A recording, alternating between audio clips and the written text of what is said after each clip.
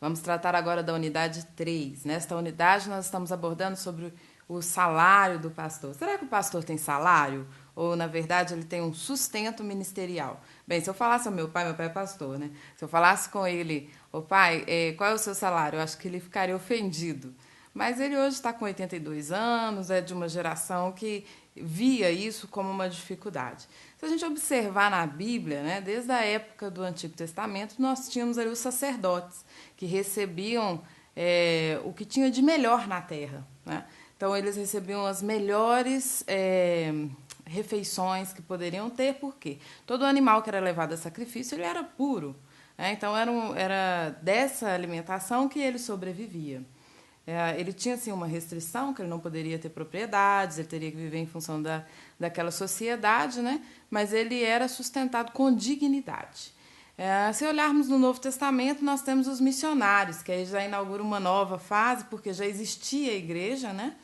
Já existia uma estrutura, essa estrutura permanecia, né, sacerdotal, e os missionários então surgem como outros, né?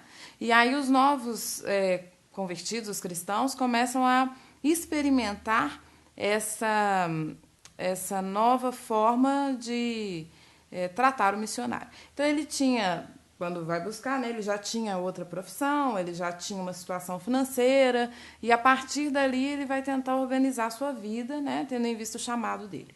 Os missionários eram também fazedores de tendas, né, e eles recebiam aí ofertas. Em toda a Bíblia a gente recebe em diversos momentos a orientação de contribuir, né, para a sociedade e contribuir também para o ministério, para o trabalho da igreja, né, o que é desenvolvido pelos nossos líderes religiosos. Hoje a gente tem uma dificuldade com relação a isso, porque os escândalos financeiros são muito grandes. Né? A partir do momento que a igreja se torna uma especulação, né, uma fonte de receita, um novo negócio, os escândalos que a gente assiste na televisão nos constrangem. Tudo bem, tem pastores que recebem 25 mil reais e divulgam isso e estão declarando o imposto de renda, e que bom que isso acontece. Agora, a realidade que a gente tem aqui mesmo no estado de Minas são pastores que recebem... Essa semana eu estava em reunião com a ordem e a gente vê que não muda muito de alguns anos para cá. O piso é entre 2 e 3 salários mínimos para sustentar uma família, né, para manter as suas condições físicas, emocionais, fisiológicas, né? O plano de saúde é difícil você pagar com essa faixa salarial. E as nossas igrejas, considerada igreja batista, né, tem essa dificuldade, esse padrão de remuneração que traz uma dificuldade no sustento ministerial. O que é sustentar, então, o ministério? Né? Algumas igrejas vão definir que é 60% do que recebe. E quando faz isso, ainda tem aquele... Nossa, mas onera muito, é muita coisa. Se não pagasse tanto, a gente poderia fazer outras coisas. Né? E é um comentário difícil de ser tratado. Então, algumas pessoas preferem sublimar esse comentário e não discutir sobre salário. Mas quando o líder começa a ter, quando, né, o pastor começa a ter outros funcionários participando do seu corpo ali, do corpo de Cristo, vivendo em função disso, isso começa a ser uma coisa que precisa ser discutida. Não depende só da família dele agora. Tem outras pessoas envolvidas e é preciso tratar com dignidade a todos. Né? Então, eu aconselho que você tenha isso não como um assunto proibido, mas como uma discussão necessária, que tenha uma visão clara, né, e que trate o líder com dignidade. É preciso falar de salário. Salário é um tema relevante, né? E você precisa considerar isso um assunto que realmente seja do cotidiano da discussão. Bem, nós temos várias formas como as igrejas tratam, alguns vão tratar uma renda variável. Então, a partir do que entra naquele dia, no culto daquele pastor, tirando o percentual do que é sustento da igreja, o restante vai ser para o pastor. É complexo tratar dessa forma, porque até cria uma disputa, né? aquele dia é mais, no outro dia é menos. Então, a gente precisa tratar de uma forma uniforme. Talvez o mais certo seria desenvolver um plano de cargos e salários, em que cada pessoa na igreja saiba qual é o seu cargo e qual o salário em virtude disso. Nós temos aí dentro da Constituição do Plano de Cargos e Salários 3 coisas a serem consideradas. Uma é a remuneração básica, que é o que vai realmente no seu contra-cheque. A outra são os incentivos salariais. Os incentivos salariais podem ser as premiações, as remunerações por desempenho, se você teve um desempenho superior, ou se você teve algo que é notório, uma gratificação, né, que a gente chama. E os benefícios, que aí seria, nós temos, acontece muito, né, a casa pastoral, o telefone, o carro, né, são benefícios que estão incorporados ao plano de remuneração da igreja, ao salário, que assim se constitui. Então, remuneração básica, dinheiro, incentivos são as gratificações, premiações, e os benefícios são todos esses considerados.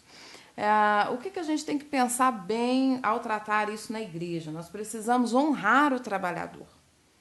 Então, um pastor ele precisa ter tempo para se capacitar, né? E para isso ele precisa ter condições de se capacitar. Ele precisa ter condições de manter sua vida física boa, né? Em bom estado. Para isso ele precisa ter uma moradia boa, porque às vezes a igreja entrega uma residência, mas ela não é adequada para moradia, né? Agora, esse é um trabalho de conscientização da sociedade ali, da comunidade, né? É preciso fazer essa conscientização e o pastor deve estar equiparado ao rebanho. Então, esse é um desafio, por quê? Às vezes você vai trabalhar em uma cidade do interior, né, em que a elite ali daquela região é que congrega na igreja. Então você tem um patamar, né, social, e aí deveria ser uma média sempre da remuneração do pastor, uma média da remuneração do rebanho. Essa seria uma boa estratégia, né, para manter o mesmo padrão. Porque é difícil você colocar também um pastor com um salário muito alto em uma região de periferia, em que você vai ter a dificuldade dessas pessoas sustentarem o ministro. Esse é um assunto que a gente precisa abordar, investigar, trabalhar e tratar com muita transparência, para que possamos ter claro qual é a possibilidade do sustento ministerial. Não quer dizer que faremos fortunas, e a fortuna também não é algo proibido, é algo que é interessante. É bom que o pastor, por exemplo, tenha uma oportunidade de um dia viajar para Israel, mas é digno que ele tenha condições de pagar o medicamento que ele precisa. E de se organizar, né? Porque essa é uma outra questão que a gente tem dificuldade na legislação trabalhista. Como nem sempre o pastor está no regime de CLT, então ele precisa se organizar para pagar a aposentadoria, para poder ter outras fontes, né, que venham ajudar em momentos de instabilidade.